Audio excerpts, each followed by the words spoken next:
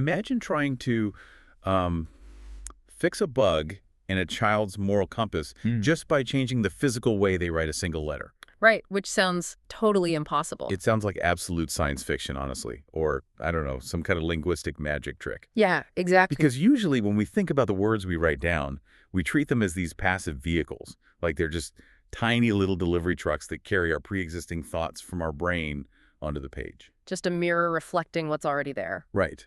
But what if that dynamic is entirely backward?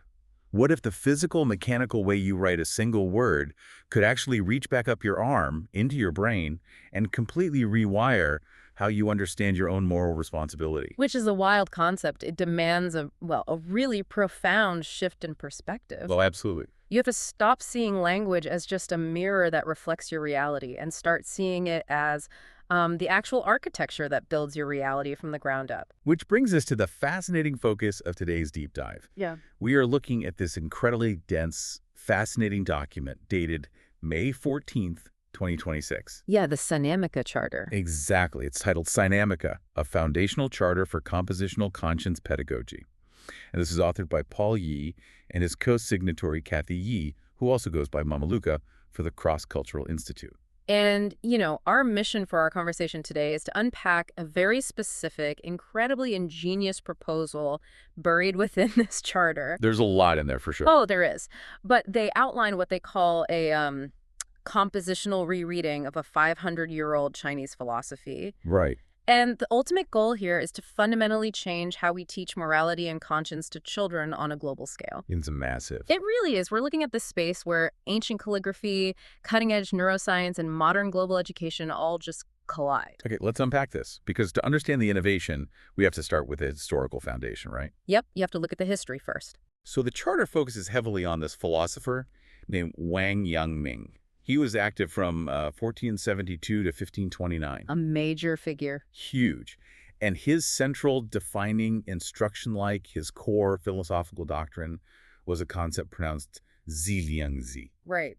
And when you look at standard English translations for you listening at home, you usually see this translated as extending or realizing one's innate moral knowing. Yeah, and in classical Chinese, that foundational concept requires 3 separate characters. Okay. You have zi, which is the operative verb meaning to extend or cause to arrive. Right. Then you have liang, which translates roughly to innate or good.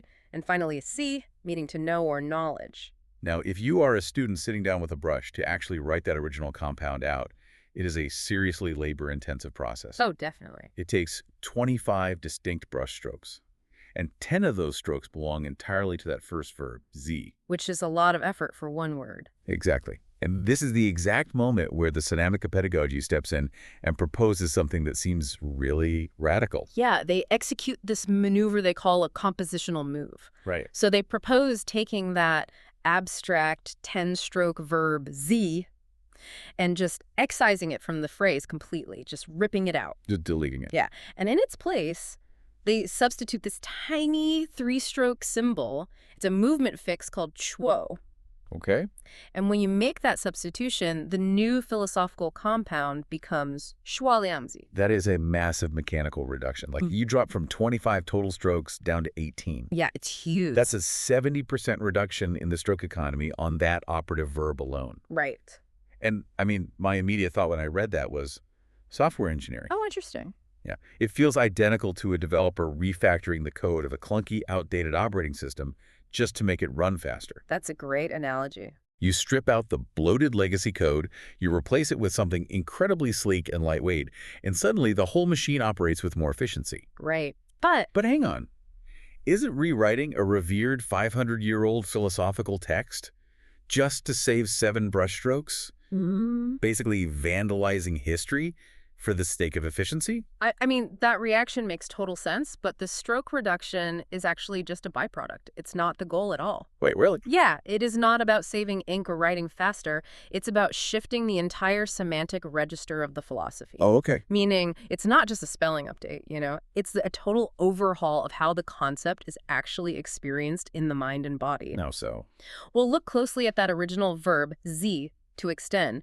When you tell a child to extend their moral knowing, you're describing a purely mental, cognitive operation. Right, it's in their head. Exactly. It's very Cartesian, that classic idea where the mind is floating in a jar, totally separate from the physical body. Hmm. It implies that your conscience is this invisible, abstract thought sitting inside your head, and you simply have to mentally project it outward into the void. Like pointing a flashlight into a dark room. Yes. The flashlight itself never actually moves. It just shines an idea of light into the space. It's an Yeah. entirely static mental exercise. Exactly. And the new three-stroke symbol, tro, changes that mechanism entirely. Okay. It transforms the core idea of conscience from a passive mental projection into an actual act of embodied transport. Wow.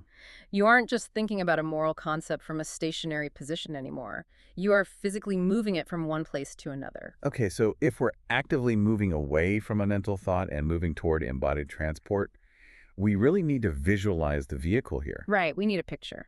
Because when I looked at the three strokes of Cho, I didn't automatically see transport. What does this symbol actually represent in the physical world? So to see the vehicle, you have to look at the etymology. Historically, tro derives from a word meaning walk, stop, walk. Walk, stop, walk. Yeah. It's not a symbol for generic, uninterrupted forward movement like someone sprinting in a straight line. Okay. It carries a highly specific visual semantics of motion with pause. Oh, it's that exact hesitation you experience when you see someone drop a $20 bill on the sidewalk in front of you. Exactly. Like you're walking forward, you see the money, you literally stop in your tracks to do the moral math. Do I keep it? Do I return it? And then, once your conscience makes the decision, you walk again. That is a brilliant way to frame it. It's the hesitant gait of a traveler on an unpredictable path. Right. You move forward, you pause to consider your surroundings and check your bearings, and then you commit to moving again. Wow. The temporality of making a real-world moral choice, the actual friction of it, is encoded directly into the physical strokes of the character. Which brings us to the visual poetry of the charter, which I loved. Oh, it's beautiful. The authors point out that if you look at the calligraphy, the sweeping, elongated terminal stroke of shuo actually forms the shape of a saipan.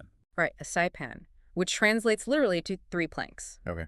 It's a very simple, small, flat-bottomed boat used in shallow waters. And the authors mention that these boats are ubiquitous across all these incredibly diverse places they've lived and worked. Yeah, they're everywhere. They've seen them in the Shanghai Harbor, along the Macau Peninsula, floating down the Amazon tributaries in Brazil, and navigating the deltas of Southeast Asia. Right. And a saipan isn't some luxury yacht. It's a workhorse. It's designed to carry practical, everyday things across short, necessary stretches of water. Exactly. It carries a family, a heavy sack of rice, a basket of fish, or a child trying to get across a river to a schoolhouse. It represents the ultimate utilitarian vehicle of daily embodied transport. Let me play the skeptic for a second, though. Sure. I love the metaphor. It paints a gorgeous picture. But did the authors just stare at a brushstroke until they squinted and saw a boat? I know it sounds like that. Yeah. It feels like they might be imposing a romantic cinematic meaning onto an ancient squiggle just to sell a new teaching framework. What's fascinating here is that the visual semantics are actually native to the stroke. Really? The charter argues vehemently that this isn't an imposition. This meaning is already present in the architecture of the character. By utilizing true, the invisible nature of conscience vanishes. Conscience becomes tangible cargo. Cargo. I love that. Think about the physical difference between pointing at a map of a river versus actually picking up a heavy wooden bucket of water and carrying it across a muddy field. Oh, totally different experience. Exactly. Conscience becomes a physical burden, a tangible responsibility that you must actively pick up and carry across the waters of your daily life. So you aren't just sitting in an armchair having good thoughts. You are literally picking up goodness, feeling the weight of it in your arms, and carrying it with you as you walk, stop, walk through the world. Yes. It takes the invisible and makes it visible. It demands action. Conscience without movement is just a theory. Okay, poetry and beautiful metaphors are wonderful, but if you are attempting to overhaul global education, you need cold, hard proof. Absolutely. Academics and curriculum boards don't greenlight massive pedagogical shifts based on a nice story about a boat. So how do the authors justify this linguistic shift to the scientific and scholarly communities? Well, the charter anticipates that exact hurdle. They provide what they call triple validation for this 2026 consciencology framework. Okay, what's the first one? The first layer of proof actually comes from classical Chinese itself. Look at the ancient character for Tao, which translates to the way, the ultimate virtuous path of life. Right, the Tao. If you break down the character Dao, it is constructed using this exact same movement fix, chu, combined with the symbol for head. Wait, really? Meaning Tao structurally translates to the headed path. The headed path, or the path traveled with a conscious mind. The ancient script already knew, thousands of years ago, that conscience and physical motion are completely inseparable. That is wild. The authors of Sinamica aren't inventing a brand new concept out of thin air here. They are excavating a truth that was already baked into the linguistic architecture. Okay, I see. Wang Yangming's 16th century doctrine was simply trying to articulate what the written script had already perfectly encoded. Here's where it gets really interesting to me. Think about how we traditionally teach morality to kids. Yeah, it's broken. It is incredibly abstract and rules-based. We sit them at a desk and say, be good, be kind, don't lie. Right. It is exactly like handing a 16-year-old a driver's ed manual, having them read the chapters on parallel parking, and then saying, okay, you've read the theory, now you know how to drive a car. Good luck with that. Yeah, exactly. The theory is entirely useless without the praxis. The new symbol, chuo, is the physical act of getting behind the steering wheel, feeling the pedal under your foot, and actually driving. And that leads perfectly to the Charter's second pillar of validation. They formalize that exact shift from theory to action by aligning with the work of the legendary Brazilian educator Paulo Freire. Freire championed a foundational concept he called conscientização. Which is a heavy word. In plain English, that essentially means conscious formation through embodied praxis, right? Like learning by doing. Precisely. If you imagine a classroom utilizing Freire's methods, the children aren't just memorizing lists of moral virtues. Right. They're actively engaging with their environment, solving physical problems, and understanding their ethical responsibilities through tangible actions. Okay. Morality is learned through physical interaction with the world, not by thinking in a sterile vacuum. That makes a lot of sense. Which brings us to the third pillar of their validation. And I found this one the most mind-blowing. The neuroscience. Yes.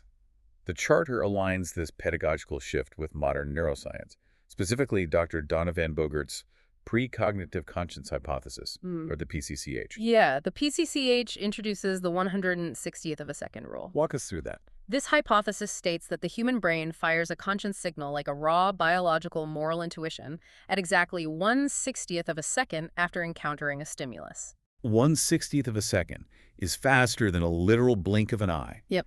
That means this moral firing happens before cognitive, deliberate thought even has time to formulate in the frontal lobe. Exactly.